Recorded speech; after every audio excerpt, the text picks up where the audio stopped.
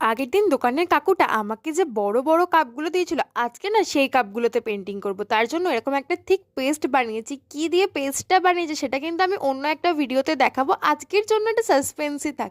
তো যারা যারা মেহেন্দি প্র্যাকটিস করো তারাও কিন্তু এরকম বানিয়ে নিতে পারো, বেশ ভালোই হয়।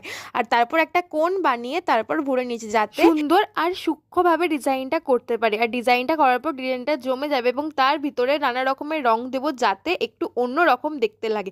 আসলে আজকে অন্য রকম ভাবেই আমি এটা করার চেষ্টা করেছি। এই দেখো আমার পুরোপুরি পেন্টটা করা হয়ে গেছে। অ্যান্ড দেন এবার আমি এইগুলোর মধ্যে কালার দেবো, বিভিন্ন রং বেরঙের কালার দিয়ে আমি জিনিসটাকে ফিল করেছি। কিন্তু লাস্টে একটা গড়বড় হয়ে গিয়েছিলো, যেটা লাস্টে দেখলেই বুঝতে পারবে। একটা কালারের জন্য জিনিসটা একটু বেকার দেখতে লাগছিল।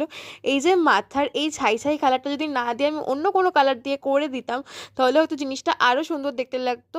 তো চলো, বেটার ট্রাই নেক্সট টাইম। তো দেখা হচ্ছে পরের একটা শর্টসে। টিল দেন বা বাই। আর তোমরা কিন্তু চ্যানেলটা সাবস্ক্রাইব